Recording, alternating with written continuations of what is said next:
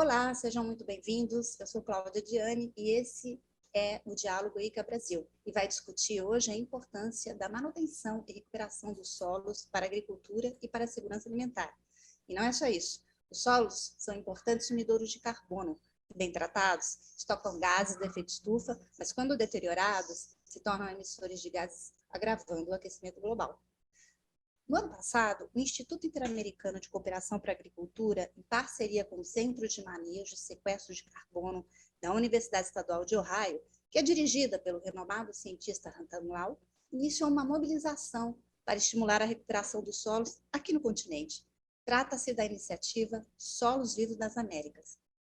Para falar deste enorme e urgente desafio, hoje nós recebemos um dos 5 cientistas brasileiros que constam da lista da agência Reuters entre os cientistas do clima mais influentes do mundo. Ele, que é professor e pesquisador da Exalc, já publicou com Rantan Lau o livro Potencial de Sequestro de Carbono na América Latina, que não está, infelizmente, disponível em português.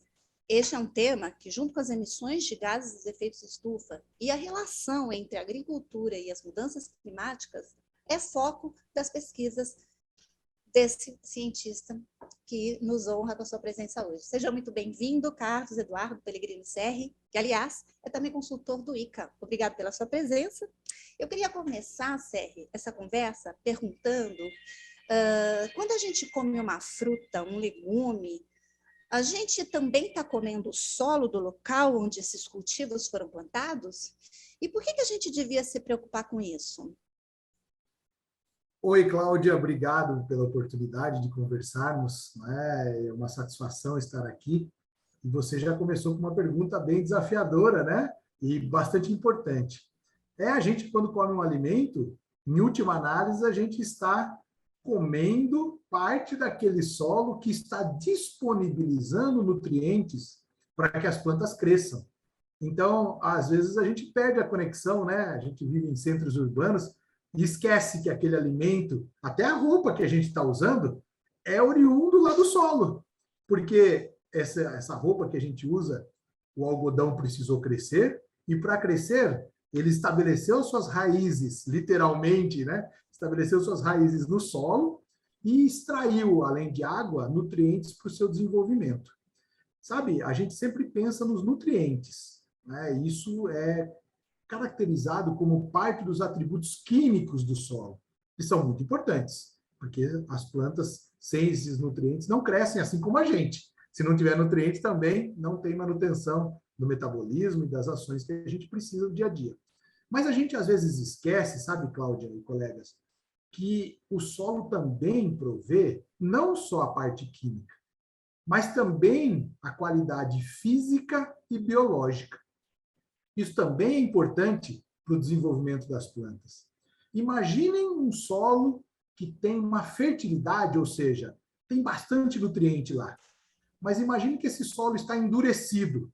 A gente usa o termo compacto, né? Adensado. Como é que essas raízes vão fazer para penetrar no solo e poder absorver esses nutrientes?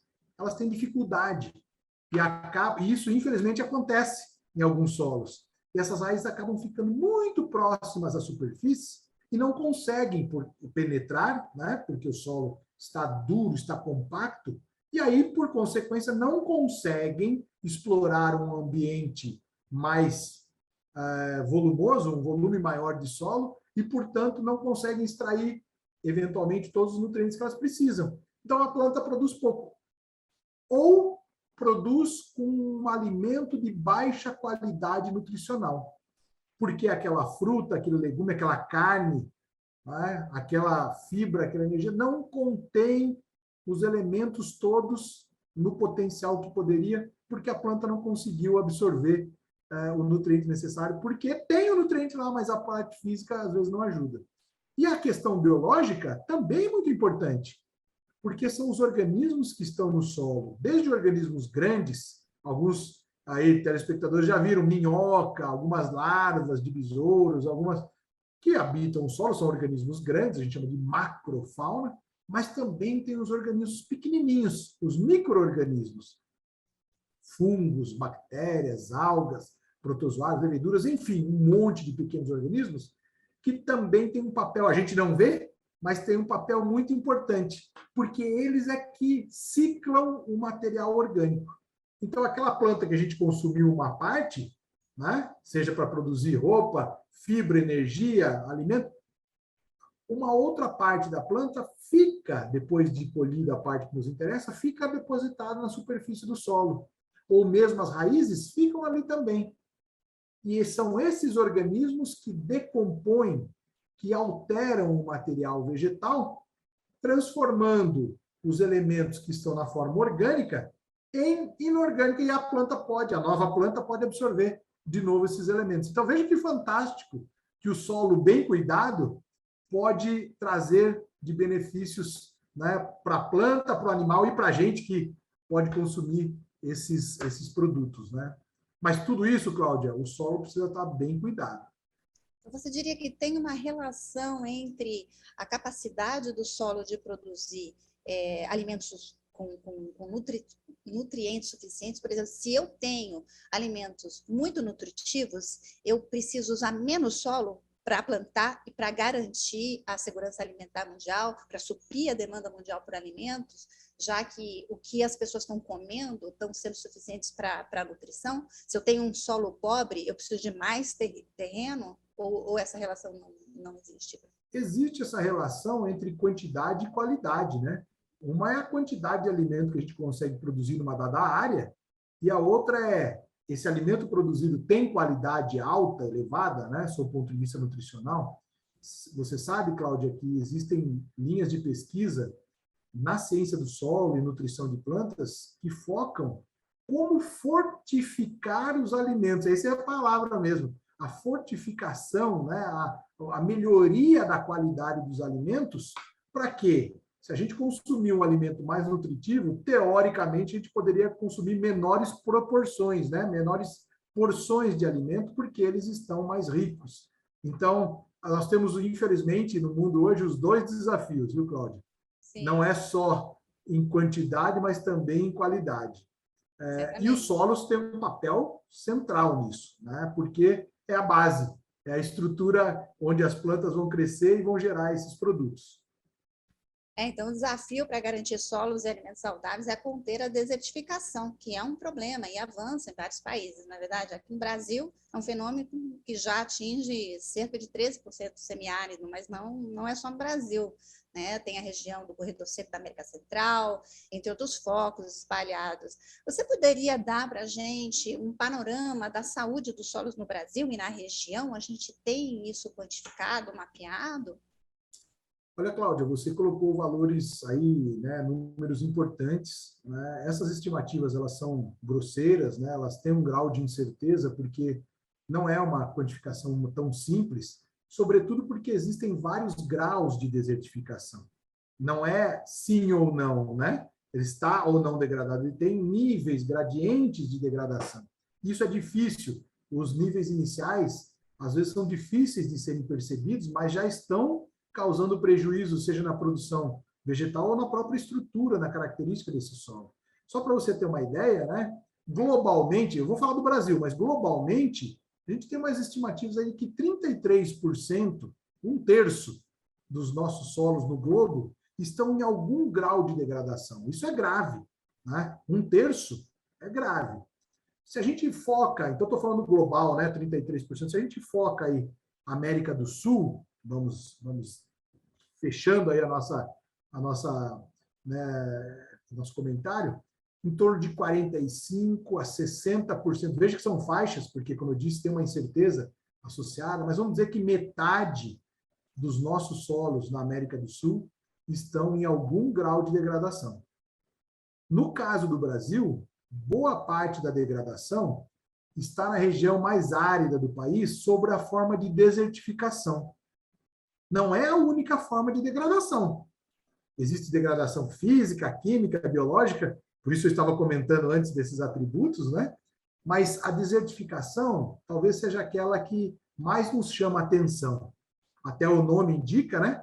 Aquele solo começa a ser exaurido porque a gente vai extraindo mais do que a capacidade que aquele solo tem de suportar as ações antrópicas. Então, imagine na situação semiárida, já tem como característica, né, pouca precipitação, pouca chuva.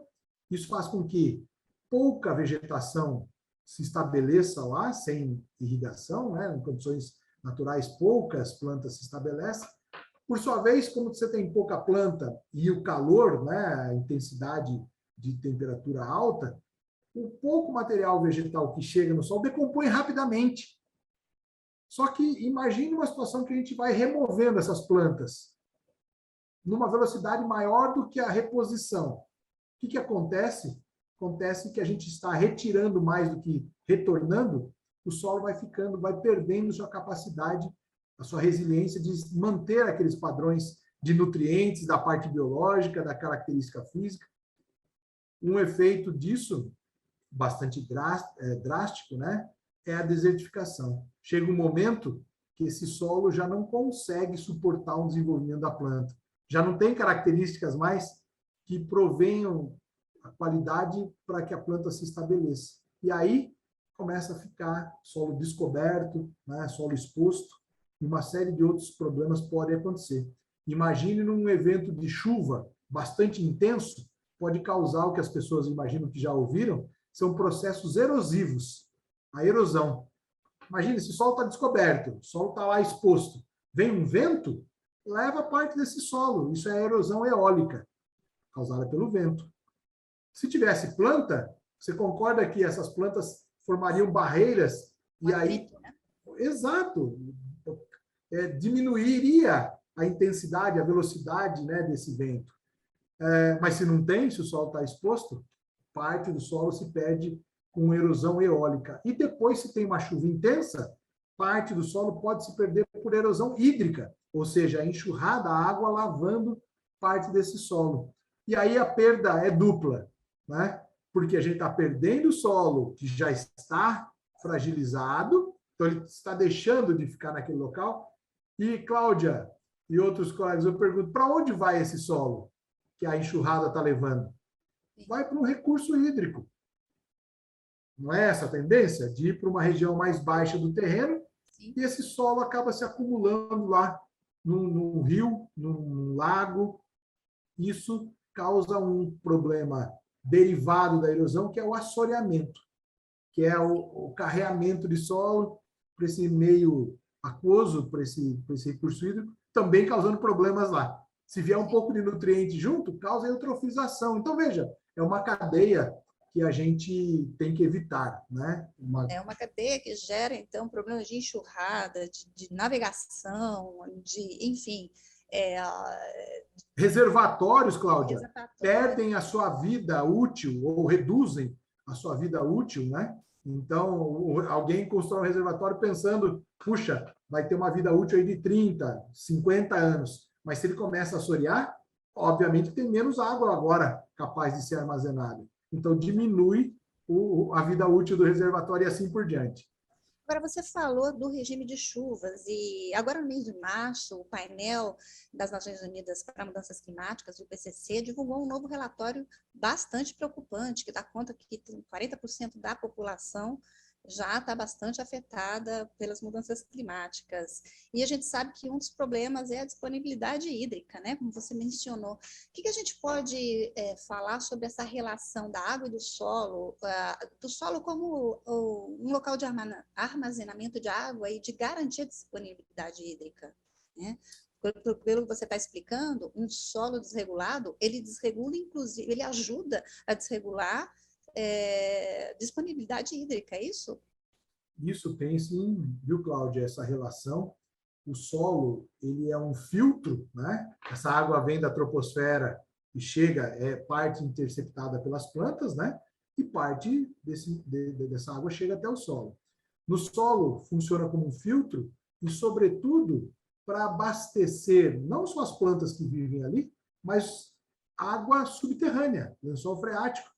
Essa água passa por esse filtro e aí a água mais limpa é encontrada nessas camadas subsuperficiais. O que acontece se o solo está compactado, por exemplo? A água não penetra na mesma intensidade que penetraria se o solo estivesse com boas condições. Então, acontece aquele problema de, ao invés da água infiltrar e lentamente sendo armazenada e parte disponibilizada em subsuperfície, não tem esse efeito. Toda essa água sofre uma ação de não entrada, de não penetração, essa enxurrada vai para os recursos hídricos, dá inundação, mas logo depois de alguns dias a água foi embora. Né? Então, veja, não tem aquela recarga lenta e aquela absorção lenta que o solo pode prover. E o que é pior, o relatório do IPCC tem mostrado que, às vezes, Cláudia, em determinadas situações, há redução da precipitação e em alguns locais onde não tem redução de precipitação, pode ter aumento, causando problemas que antes não existiam. Né? A gente viu recentemente na Europa inundações, semana retrasada na Austrália, algo que não é comum para essa época do ano, pessoas ilhadas, efeitos que são chamados de eventos extremos. Locais que não tinham problemas de inundação estão tendo, locais que tinham pouca precipitação diminui, e sabe o que é o mais importante, ou não é o mais, mas tão importante quanto? É que em alguns locais a quantidade não diminuiu nem aumentou. Fala, bom, então não teve problema. Teve sim. Por quê? Porque a distribuição não é a mesma. Então, eu vou dar um exemplo aqui da onde eu moro. Essa região chove em torno de 1.400 milímetros por ano. Continua chovendo 1.400 milímetros. Então, alguém vai falar, então não tem problema. Acontece que antes, esses 1.400 milímetros eram mais bem distribuídos ao longo aí de setembro até março. Hoje a gente não tem essa mesma distribuição. Essa região é São Paulo? É o interior de São Paulo, onde eu moro, em Piracicaba. Nós estamos vendo fenômenos de bastante precipitação, mas depois veranícolas, né? Veranícolas são períodos de seca, onde antes tinha continuidade de chuva. Então a quantidade continua a mesma, só que a distribuição muito irregular. E por que eu estou mencionando isso? Porque talvez por um processo industrial isso tenha pouco impacto, mas para agricultura, pecuária, silvicultura, isso é muito importante. Imagine, você usa todas as tecnologias disponíveis, faz tudo direitinho, coloca a sementinha de uma determinada planta ou a mudinha de uma determinada planta e fica 15 dias, 20 dias sem chover. O que vai acontecer? Potencialmente você vai perder aquela raiz, aquela mudinha ou aquela sementinha não vai ter condições de germinar porque houve um período de seca onde antes, situação que a gente não via, porque tinha continuidade. Então, veja, a água é questão de quantidade, se aumenta ou diminui, e também se a distribuição não tem sido alterada. A gente costuma a gente costuma pensar, né, em fenômenos de seca, né, como muito agressivos ao solo, mas talvez esses fenômenos também agressivos de enxurradas, como a gente viu esse ano em Petrópolis, também sejam muito agressivos para o solo e também causem efeitos danosos e empobrecem o solo também. É isso mesmo? É isso, Cláudia, exatamente. Na verdade, tudo que é muito contrastante, né? Tudo que é muito extremo, e por isso eu volto a esse termo, eventos extremos, é o que o IPCC usa, né, para retratar. Esses eventos, seja muita seca, muito úmido, não são interessantes. Né? Esse evento de seca é fácil da gente perceber, né? Então vai ficando cada vez mais seco, a planta não se desenvolve e pode causar aquele fenômeno que a gente falou de desertificação. Às vezes não fica tão evidente para a gente que o excesso de água também é um problema. E por quê? De novo, aquela história, por exemplo, da erosão do solo, que carrega parte da superfície do solo. E sabe o que é o mais interessante, Cláudia? E, infelizmente, o mais triste? É que quanto mais próximo da superfície, mais carbono a gente tem, mais nutrientes a gente tem. E o que a gente vai perder quando essas enxurradas acontecem? Justamente a parte mais superficial. Então, em última análise, nós estamos perdendo a parte mais fértil do solo, a parte mais rica, a parte que mais carbono consegue sequestrar. Agora, serve para resolver esse problema. Você mencionou, acho que 43%, né, do solo da região com algum nível de comprometimento. Existem muitas práticas, né, de manejo, sistema de plantio direto, recuperação de pastagens degradadas, sistemas integrados, enfim, várias técnicas e que ajudam a recuperar esses solos. E é para estimular, né, essa adoção dessas políticas, os governos, setor privado possam aderir a esse tipo de manejo. No ano passado, o ICA, junto com o cientista Ratan Lau, lançou essa iniciativa Solos Vivos das Américas, né? Uma forma de mobilizar a região nesses tempos tão urgentes. Você pode explicar como é que funciona essa iniciativa? Como se dá a parceria e quais são os atores envolvidos, quem já embarcou nesse trabalho? Claro, Cláudia. Primeiro, eu gostaria de dizer que o IICA, né, e o professor Ratan Lau, através da Ohio State University, né, foram brilhantes, né, com essa iniciativa. Realmente é uma iniciativa fantástica. Do meu ponto de vista, assim, necessitávamos no hemisfério de uma ação dessa natureza. Por quê? Porque existem iniciativas, mas muito dispersas e pontuais. Mas o problema, Cláudia, é global.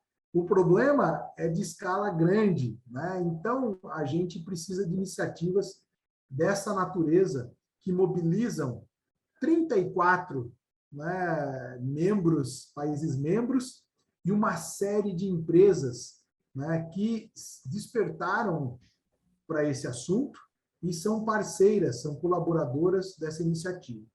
Então, veja, essa iniciativa, como você bem falou, é uma iniciativa de estimular, né, as nações, e as nações são formadas por uma série de instituições, né, das quais as empresas fazem parte, então, e indivíduos, né? Então, esses tomadores de decisão, eles estão percebendo, através de uma série de ações, inclusive dos solos vivos, para atuarem mais intensamente em ações práticas, sabe, Cláudia? Que efetivamente adotem e revertem duas situações. Uma é redução de emissão de gases do efeito estufa para a atmosfera, e a outra é acúmulo ou maior remoção de carbono da atmosfera para as plantas, das plantas para o solo. Então, essas são as duas centrais ações que os solos vivos têm estimulado através da adoção de uma série de práticas de manejo. Você mencionou acertadamente algumas delas, né? Por exemplo, recuperação de vegetação nativa. Nós temos áreas com vegetação nativa que estão em algum grau de degradação ou que foram desmatadas e que não são aptas para o cultivo. Elas devem ser recuperadas. Essa é uma das ações. Uma outra ação é que o maior uso da terra no hemisfério, depois de áreas de preservação, de áreas de vegetação nativa, é a pastagem. Você bem falou que uma das iniciativas é a recuperação de pastagens degradadas. Por quê? Porque você recuperando pastagem degradada, as gramíneas se estabelecem melhor num solo mais vivo, né? Esses solos vivos, num solo mais vivo, e quando eu falo vivo, é quimicamente, fisicamente, biologicamente mais vivo, eles provêm, como a gente já conversou, condições melhores para o desenvolvimento dessa planta, que cobre melhor o terreno e que a própria planta, para se desenvolver, faz fotossíntese, retira CO2 da atmosfera e parte do material, parte do carbono da planta é convertido, é transferido para o solo. Então, nós temos o sequestro de carbono na planta e no solo. E isso faz com que o animal que está ali pastejando tenha uma conversão de peso mais eficiente e fique menos tempo ali erutando, emitindo gases do efeito estufa para a atmosfera. Isso é o caso da pastagem, mas serve para a agricultura e serve para a silvicultura. Na silvicultura, não é só com espécies nativas. Existem plantas de porte arbóreo como pinos, eucalipto, a teca, o mogno, que podem ser também cultivados, inclusive em consórcio com áreas agrícolas, que alguns colegas já devem ter ouvido falar, de sistemas integrados. O que é isso? Você tem lá cultivo agrícola, mas pode ter também espécies arbóreas sendo cultivadas ali. Ali é um sistema de integração agricultura, floresta. E pode ainda ser mais complexo esse sistema. Agricultura, pecuária e silvicultura, ou floresta, que as pessoas chamam de integração lavoura, pecuária, floresta. Né? Então, veja que fantástico. Sistemas mais integrados, que é uma das técnicas que tem sido estimuladas pela essa iniciativa, né, dos solos vivos, para que mais produtores tenham condições de implementar essas técnicas, que numa mesma unidade de área diversifica, aumenta não só a biodiversidade de plantas, mas também de organismos do solo, já que os substratos também são variados. Então, e ainda dá uma rentabilidade adicional para o produtor, por quê? Ele não fica só com aquela monocultura, que se o preço variar para mais, ótimo para ele, mas se variar para menos, ele não tem outra alternativa. Com esses sistemas integrados, ele tem uma série de culturas, uma série de produtos, uma série de commodities que ele pode, uma aumentou o preço, outra diminuiu, ele pode se enquadrar. E ainda, para finalizar, eu sei que minha resposta está ficando longa, Cláudia, mas para dizer que inclui também pequenos produtores, agricultura familiar, que consegue, com essas variações, se manter, né, lá no sistema, porque a gente vê, infelizmente, que quando um produtor de subsistência ele fica restrito e o solo dele acaba ficando, por falta de oportunidade, menos vivo, ele acaba abandonando aquela atividade. E aí ele vai para um centro urbano, desencadeando uma série de outros problemas que ele não tem culpa, mas que metrópoles têm nos mostrado, né? Então, é uma iniciativa fantástica que tenta, nos vários âmbitos de governo, né, mobilizando esses tomadores de decisão, de produtores e com grandes empresas, dando a viabilidade para que essas ações, essas boas práticas de manejo possam ser adotadas, revertendo aquela situação de degradação, melhorando a qualidade do solo e, como consequência, produzindo mais alimento, fibra e energia. E ainda, como bônus, se essas técnicas foram bem adequadas, foram bem implementadas, volto a falar, elas podem emitir menos gás para a atmosfera e ainda aumentar mais a fixação de carbono na planta e no solo. Então é fantástico. É fácil falar assim, viu, Cláudia? Do jeito que eu estou falando? Não é um desafio implementar, sem dúvida, mas é possível. E aí o Brasil, eu vou falar do Brasil, né, mas tem outros países no hemisfério que também são exemplos muito bonitos, tem casos de sucesso que estimulam os outros a também embarcarem nessas adoções de boas práticas de manejo. Tem muito que melhorar, tem, mas nós temos casos de sucesso e eu, sem constrangimento, diria que o Brasil é um dos líderes mundiais nessas adoções de boas práticas. Nós temos muito que mostrar. Às vezes as pessoas aí fora ficam com uma conotação só negativa. Claro, temos que melhorar em vários aspectos. Sempre tem espaço para melhoria. Mas nós temos muito exemplo bom, que eu diria aí, sem exagero, para não botar assim, para nos colocar como líderes mundiais aí nesse assunto. Agora, que tipo de estratégias, de ferramentas a iniciativa prevê para colocar em movimento esses atores que você citou, né? O que você espera, por exemplo, o que os governos podem fazer, políticas públicas, regulamentações, normas, o setor privado adotar esses manejos, e com quem vocês já estão conversando? Eu imagino que é uma iniciativa de longo prazo, tá? Uma prática permanente, uma mudança de paradigma, não é isso? É uma iniciativa de médio e longo prazo. Esse assunto não se resolve na curta escala temporal. Infelizmente, para piorar uma situação é rapidinho, viu, Cláudia? para melhorar é sempre mais demorado e mais desafiador. Então, são iniciativas que vão desde a escala de interlocução do IICA, né, do Ohio State University, através do professor Ratan, eu diria que de conscientização para esses tomadores de decisão, desde essas ações numa escala mais política, mais high level, né, como as pessoas chamam, sobre o ponto de vista de estimular e conscientizar, né, esses tomadores de decisão, passando por pequenos produtores e grandes produtores que podem assim implementar essas práticas de manejo. Então, tem ações de estímulo, só que se o país não estiver em consonância, não adianta, né? Então, é toda uma cadeia que tem sido feita, e o ICA tem uma capacidade tremenda, né, já demonstrada, de interação com esses vários atores, por isso essa iniciativa tem tudo para decolar e ser um exemplo aí mundial, né? Não só para as Américas, mas para as outras partes do mundo. E as grandes empresas dando um suporte, não só financeiro para essas ações serem viabilizadas, mas ofertando também tecnologia para que essas técnicas sejam possíveis de serem adotadas. Então, eu não vejo, Cláudia, condições da gente ter sucesso se não tiver todos os elos dessa corrente interligados. Não dá.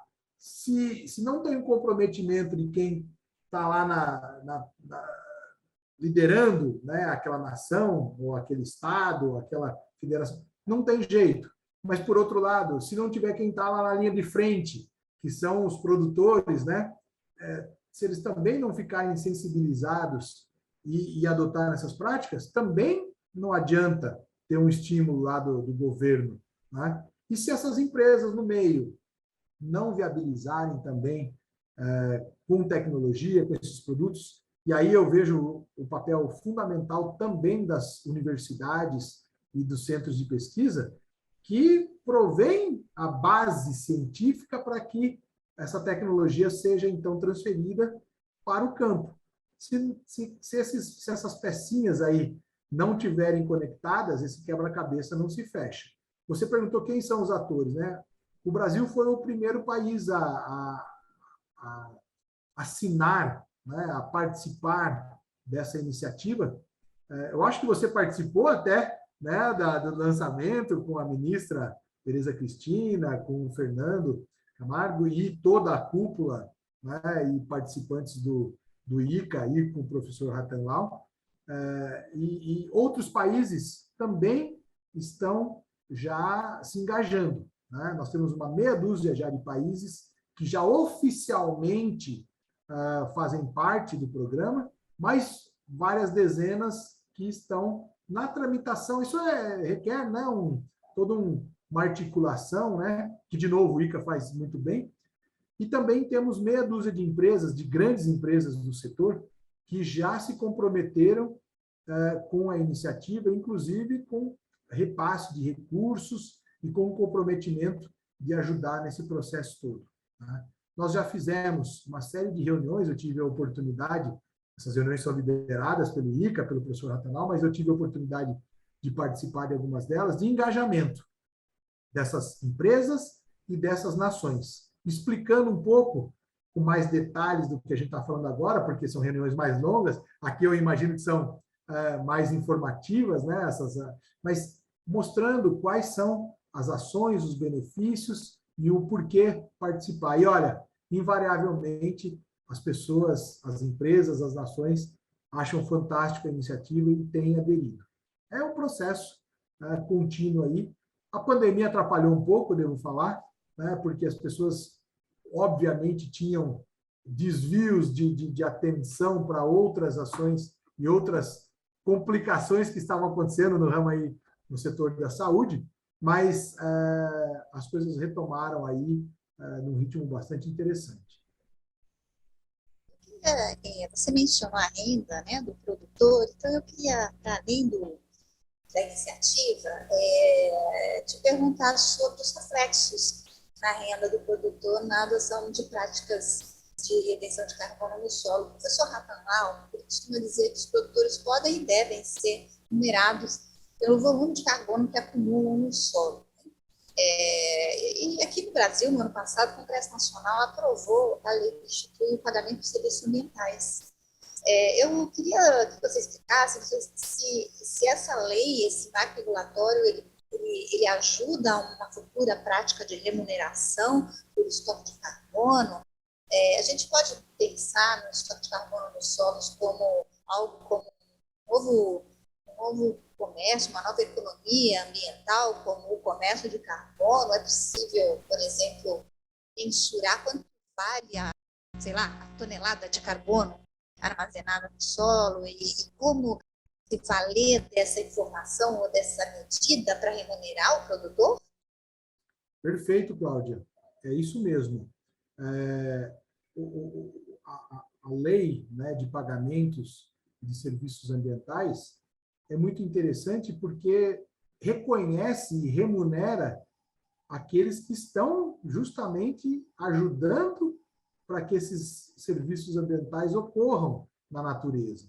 Nós, nos centros urbanos, somos usuários, somos beneficiários de uma série de serviços ambientais, mas que estão sendo produzidos, em última análise, lá, né, no campo. Então, eu concordo plenamente com o professor Rattanlau, esses produtores precisam ser recompensados, reconhecidos por um serviço que já fazem e que tem potencial para ainda aumentar. E uma das formas de pagamento dos serviços ambientais é através do carbono. O carbono é um dos serviços ambientais.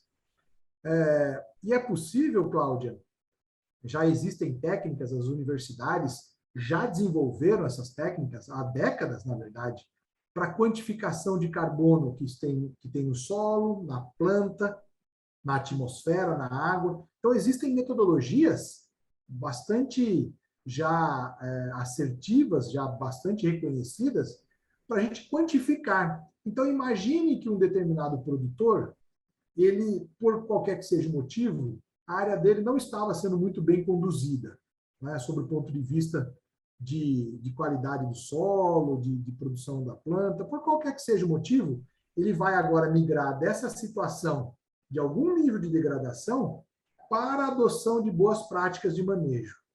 O que deve acontecer? O que deve acontecer é que mais carbono ele vai sequestrar nesse solo como consequência da adoção dessas práticas. Mais rentabilidade ele deve ter. E isso vai ter um ganho econômico para esse produtor, porque vai ter mais produto, a produtividade dele vai ser maior, às vezes até mais diversidade de produtos, como a gente estava conversando há minutos atrás. E como consequência da adoção dessas boas práticas, pode ter maior acúmulo de carbono. O que o professor Rattanlau falou e o que tem sido discutido hoje? Um mercado de créditos de carbono, que seria, nesse exemplo hipotético que eu estou falando, hipotético assim, genérico, né? Ele sai de uma situação com pouco acúmulo de carbono para uma situação de adoção de práticas com muito carbono. Então, ele saiu de uma linha de base, de uma referência baixa, e está numa alta agora. Essa diferença de carbono acumulado pode valer créditos, pode valer dinheiro. Pode ser uma forma de recompensar o produtor por ter adotado uma prática de manejo que, como consequência, acumula carbono. O problema... Então, a sua pergunta foi, pode virar um produto? Sim. E existem hoje 2 mercados existentes. Um que é chamado de mercado regulado, que é no âmbito da Convenção Quadro das Nações Unidas sobre Mudança Climática, ou seja, tem todo um regramento, né? Por quê? Porque os países podem usar esses créditos para atingir as metas que se propuseram de redução de emissão ou aumento de fixação de carbono. Então, é um mercado regulado e que tem regras bastante rígidas, eu diria, né? Mas que podem e devem ser estimuladas. E tem um outro mercado, que é o mercado voluntário. Esse mercado tem regras mais flexíveis. Por outro lado, esses créditos não são necessariamente válidos para que as nações comprovem as suas reduções de emissão ou aumento de fixação. Mas esse mercado voluntário, ele começou porque várias empresas, vários produtores queriam já começar, né, a participar e atuar no assunto, mas ainda não tinham aquelas regras bem estabelecidas por meio das Nações Unidas. Então, o que acontece hoje é que é um mercado em desenvolvimento, é um mercado, né, crescente. E hoje, o valor pago por um crédito de carbono, que significa 1 tonelada de equivalentes em CO2, é um valor ainda baixo, Cláudia. É um valor em torno de 10 a 15 dólares. Ou seja, é um valor muito aquém do que a gente imagina que valha esse serviço ambiental. Hoje... Pode atingir, né? Com a implementação. Exato. O próprio professor Lau, que é um dos papas aí do assunto, né? E a gente tem uma admiração enorme por ele, pelo trabalho dele, o próprio professor Ratan Lau mencionou recentemente que algumas estimativas que eles fizeram, né, de valores que seriam, assim, interessantes, na ordem de 130 dólares a tonelada de equivalente em CO2, ou seja, bem diferente dos 10 a 15 dólares que a gente vê hoje. Tem valores até 20 dólares, mas mesmo 20 está bem distante, né, do 100, do 130, que parece ser um valor mais justo, né, para remunerar esses serviços. E aí, sim, com esses valores altos, poderíamos até pensar numa quarta ou uma quinta commodity, que é o carbono do solo. Hoje não. Hoje não. Hoje é, infelizmente, incorreto algumas pessoas, por ignorância, né, falarem que o produtor vai ficar rico com carbono. Não vai. Com o valor atual, mas existe um potencial, se esses preços forem aumentados, né, de ele ter um benefício muito interessante, né, e um reconhecimento, acima de tudo, sobre as ações que ele tem feito. Eu gosto de falar que o carbono não deve ser a finalidade, na minha concepção. A finalidade é adotar boas práticas de manejo, que vai dar mais rentabilidade, que vai aumentar a biodiversidade, que vai melhorar os padrões do solo, da planta, o clima. Como consequência, ele vai ter o carbono. E aí ele merece, na minha opinião, ser remunerado por isso. Mas é um ótimo estímulo econômico, né? De fato, pensar que se o futuro isso acontecer mesmo, eu espero que aconteça, você tem uma commodity que é baseada no que você retém no solo, não apenas no que você extrai do solo, realmente uma quebra de paradigma. E pode ser um estímulo muito grande para os produtores aderirem, né, às boas. Exato. E, Cláudia, que fique bem claro, eu não sei se eu deixei isso claro para os colegas que estão ouvindo, esse acúmulo de carbono é um reflexo e só vai acontecer se a saúde do solo estiver boa. Se o solo estiver vivo. Na capacidade de reter o carbono com a saúde do solo. Sim, só vai acontecer isso se os solos estiverem vivos. Eu estou usando essa palavra para remeter à iniciativa, né, dos solos vivos, mas se esses solos... Imagine um ser humano doente, infelizmente, né? O ser humano doente, não adianta você dar uma série de... Você tem que tratar aquela doença, porque senão ele não vai conseguir ter o desempenho que ele precisa nas ações do dia a dia. É a mesma coisa. Estou fazendo um paralelo, não sei se muito correto, mas se o solo não está saudável, ele não vai conseguir acumular carbono. Ele não vai ter condições. Ficou bem claro isso, essa relação da saúde do solo com a capacidade de retirar o carbono da atmosfera, armazenar no solo, e os benefícios que o carbono faz, não só para a atmosfera, como para o próprio solo. Exato, é uma via de mão dupla. Sabe, Cláudia, eu nem ia entrar nesse assunto, mas se você me permitir 1 minuto, a gente fala de carbono acumulado no solo, parece que o carbono fica lá solto, né? Ele fica lá no solo na forma de constituintes orgânicos. E esses constituintes orgânicos, eles são desde uma matéria orgânica que a gente chama lábio. O que significa isso? Que rapidamente se decompõe, né, mas que dá energia de ativação para aqueles organismos, até uma série de frações variadas até chegar numa fração orgânica que a gente chama de estável, né? Então, veja que interessante, não é carbono pelo carbono. O carbono está na forma de constituintes orgânicos, que se decompostos, esses constituintes orgânicos não têm só carbono, tem nitrogênio, tem fósforo, tem enxofre, tem micronutrientes, que lembra, os organismos podem decompor e fornecer nutrientes para as plantas. O carbono é um indicador dessa relação.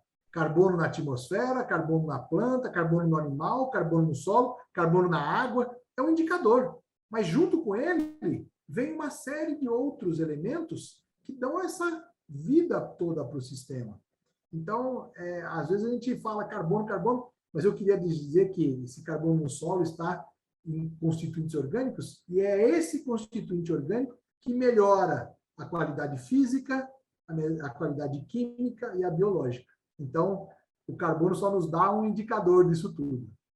Volta para o início da nossa conversa, né? Com esse equilíbrio, esses marcadores bem distribuídos, é o que vai garantir alimento com nutrição suficiente para as pessoas.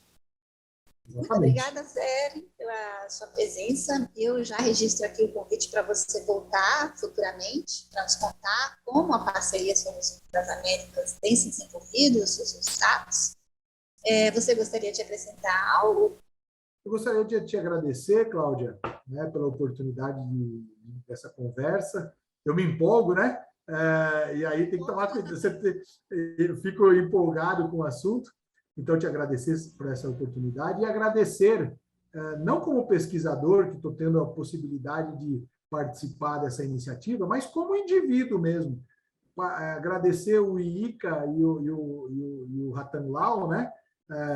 E ao Ohio State University. Eu falo Ratan porque ele é o emblema, né? da instituição, mas a oportunidade que eu estou tendo de interagir, não só com o professor Ratan Lal, mas com vários colegas do IICA. Eu queria mencionar alguns aqui que estão me dando essa oportunidade, desde o diretor-geral, né, Dr. Manuel Otero, o professor Jorge, né, que puxa, lidera uma série de ações, mas o Federico, né, Vila Real, e o Francisco Fujita de Castro Melo, que são do IICA e que permitiram que a nossa participação, a minha, mais de 2 colegas aqui da universidade, o professor Maurício Querubim e o doutor Júnior Damião, que pudéssemos participar dessa iniciativa. Então, mas eu não estou nem agradecendo como pesquisador, estou agradecendo como indivíduo de eles terem essa brilhante iniciativa que faz a diferença e está na hora, viu? Tem muito falatório, mas nós precisamos de muita ação.